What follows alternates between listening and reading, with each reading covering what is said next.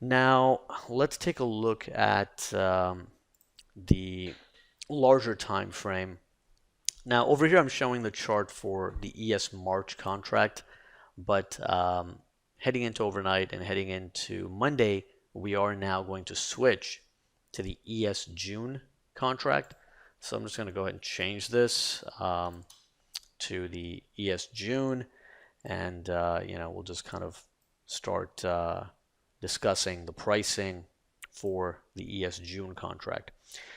So, ES June is trading roughly 11 to 12 points below ES March. So, all the zones heading into Monday are going to be adjusted, and they will be lowered by 11 and a quarter points. So, I posted about that on Twitter last week on the official rollover day that we're going to be adjusting the zones, but liquidity was much better in the ES March. So, just stuck with that for a couple of more days, especially in this market, which is a bit thinner at each price level, simply because there's so much movement.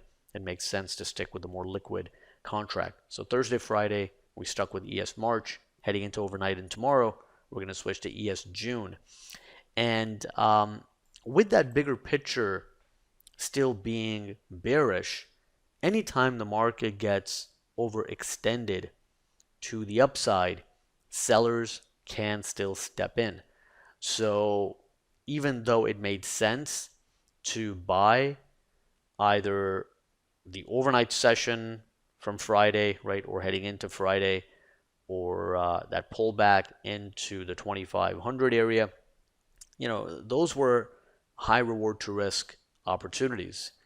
And it made sense to be active there on the long side. But as the market pushes higher into better areas of resistance, it's not really going to make as much sense to get involved on the long side. So you can see that the market is testing essentially the bottom of that balance that we broke down from recently, which was the 2700, 2708 on ES March. On ES June, it'll basically end up being, the 2690 to 2700 area, essentially, right? So the bottom of balance here is important. And if we head higher, we're going to start running into better resistance. And the more overextended we get to the upside, the higher the odds that sellers will step in. I think that the overall mood of the market is still quite bearish. So, we don't want to let one day of kind of this relief rally completely change our perspective or view on the market. Now, this live recap is happening before the overnight session has opened for Sunday, right? So right now it's 4:22 p.m. Chicago time. So Globex starts at 5 p.m. Central. So we still have about half an hour to go. So we'll see where the market opens in the overnight session. But this coronavirus is really having a major impact, right? I mean, industries are literally coming to a complete halt. So in the past, we've had slowdowns, we've had specific industries that have taken big hits, right? We talked about this a little bit last week, how in '08 it was kind of limited to real estate, construction, housing, and the financial sector. And a little bit of a runoff here and there, but those were kind of the big sectors that got hit. This time, with this coronavirus, it's hitting everything, right? And it's not just slowing things down, it's literally bringing everything to an almost complete dead stop. So short term, that has big ramifications. Now that being said, if this can be contained, or the spread can be slowed down or managed, or if they do actually come up with a treatment, then things can bounce back up and go back to somewhat normal more quickly as well.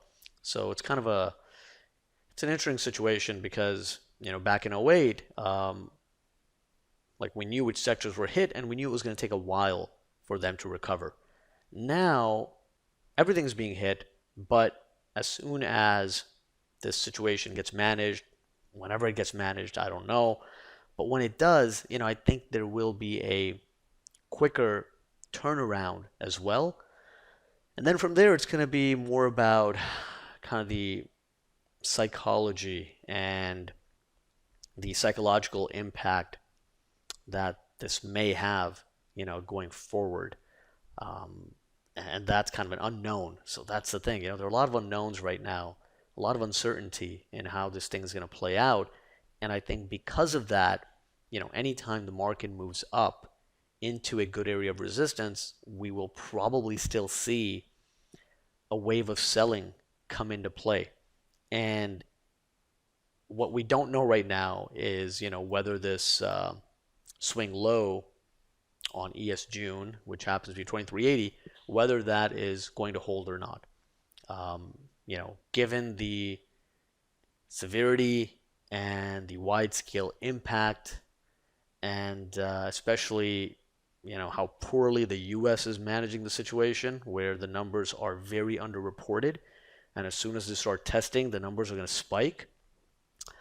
Given all of that, I just think that you want to be careful buying at higher prices. The low prices, first time down, first test principle has worked out beautifully over the last couple of weeks here, right? Every time the market has come down the first time into a significant area of support, we've gotten a pretty decent bounce, right? So first test of this area produced a big bounce, right? That was identified as larger time frame support. The first test of this next support zone, you can see held for like 3 days before it finally broke. So first test provided a very nice bounce.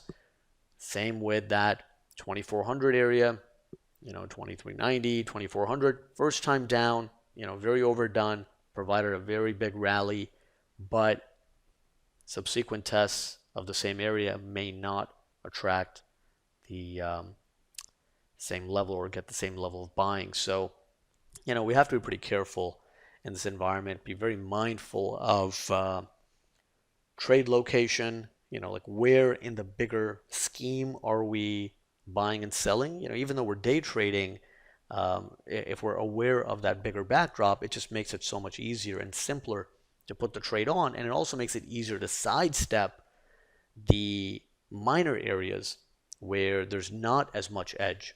So, heading into the upcoming week, we'll see what kind of stimulus package gets put together. So how this situation is handled, there are a lot of variables, and because of that, there can be continued volatility. If they put out a massive stimulus package and further rate cuts, you don't want to fight the central banks either, and the market could go even higher. But I think anytime it starts testing larger time frame resistance, right? So over here, this is one inflection point, but if we start breaking out, the next inflection point on the ES June contract is going to be up near, 2850 to 2860, 70, right? Like this area that we broke down from. And at that point, they can still get sellers. So Waleed's saying that the Fed has cut rate to zero, $700 billion stimulus package. Yeah, so, because of all these actions that are being taken, there could still be more upside left here. It doesn't mean that we're done, right? There could be significant upside that comes in, but I think the volatility will continue. I think that, even if we do get a big rally here in the overnight session or, into the next couple of days, I think anytime you get overdone into resistance, you want to back off from the long side. And that's why, even heading into Friday, you'll note that the short-term and the intermediate-term bias had flipped to neutral, right? So they had gone from bearish to neutral, and this is exactly why. The market got oversold into larger time frame support. A bounce was likely, and if we bounce because we were so overdone, it could be a very significant bounce, right? And we saw that on Friday.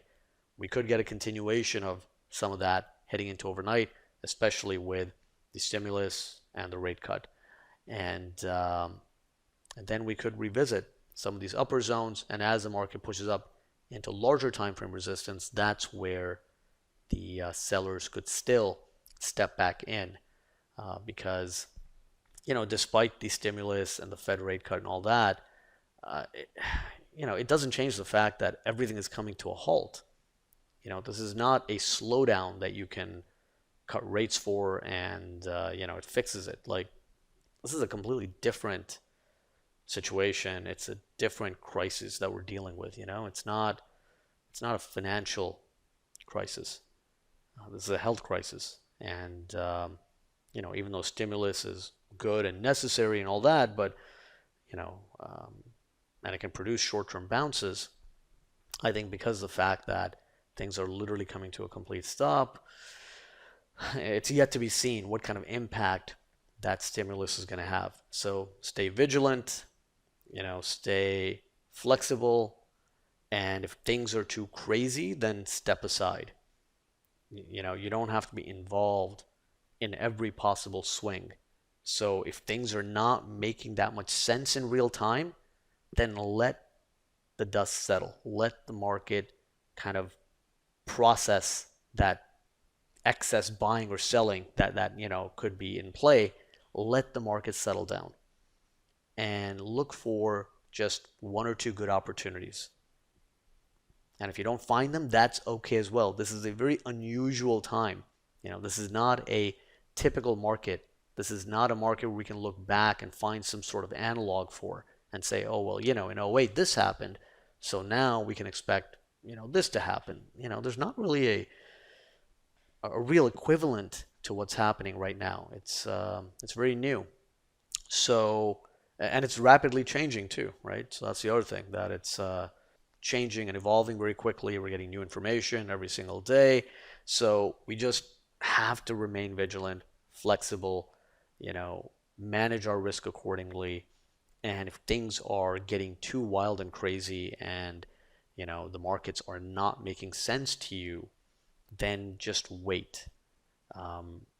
This level of volatility, as I've said before, is unsustainable, right? So we can't have it be like this for months and months and months.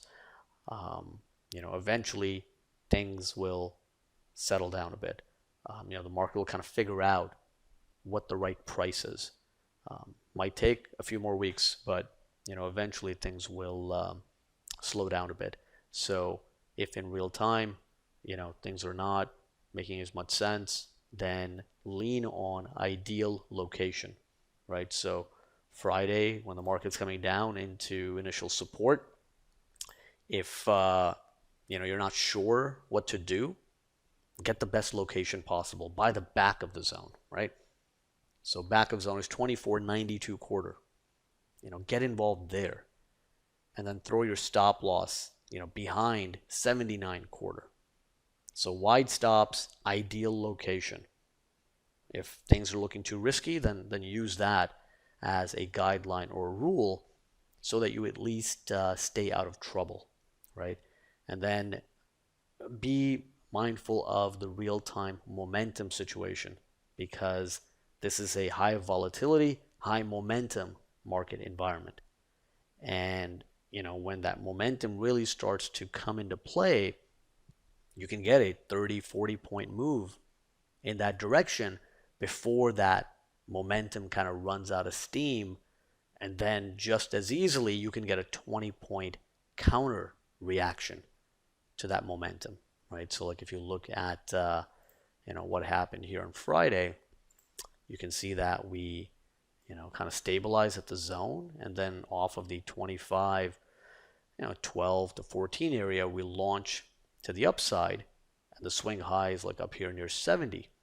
But then the pullback is back down towards 25, 33, 34, right? So it's a 35 point just retracement, which, if you remove the price labels here, right, you might think this is just a few points. of a pullback, right? Visually, it doesn't look that big of a pullback, but it's a 35-point pullback. Same thing over here, right? Then we launch from there, go all the way up in the 2590s, and then another big retracement back down. So, this is a high volatility environment, and there's a lot of opportunity which can increase the fear of missing out, right? Because you see all these big swings and it's like, I want to be involved. But at the same time, you kind of have to know what your strengths are, where your edge is. And, if you don't have edge at a given spot in the market or at a given time in the market, then it doesn't matter what kind of swings you're seeing on the chart. You really just want to play and trade the opportunities that make sense to you. So like to me, that initial support long is like an ideal long opportunity, where I'm willing to risk even 2R to get involved there, right? Where I'll take it, and if it doesn't work, I'll take the next zone too, right? It's that kind of mentality, because that's the major inflection point to me. And I know that if that holds, then the market has significant upside just as well. And if it doesn't hold, that's okay. I'm down 1 or 2R on that trade. It's okay. We've taken those risks on much lower reward potential opportunities.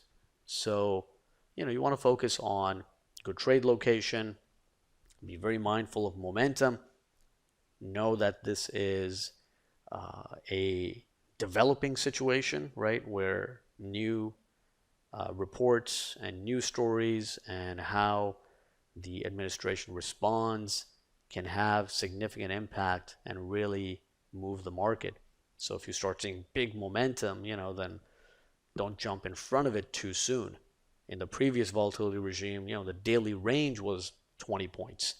Now we can get a 5-minute bar that's more than that, right? So totally different environment that we're trading in right now. And it's one that is high reward, but it can also be high risk if you are not fully prepared. So, that's kind of how things are shaping up right now. And then, heading into tomorrow, like I said, we are going to shift over to the ES June. So tomorrow's zones will be for ES June. We'll wrap it up over here. I hope you guys are staying safe. And again, since we can do this from home, it makes it much easier to self-quarantine and, keep everyone else around us safe and, ride this thing through however long it takes. Might be a few weeks, who knows, might be a couple of months, but, we have the opportunity of doing this from home, which makes it much easier than most other people who are going through this. All right, guys, I hope you guys had a good weekend and that you are trading well, that taking advantage of the opportunities that are available to us. And we'll catch up in tomorrow's trade plan video and see what this market has in store for us in the upcoming week. All right, take care. Good night.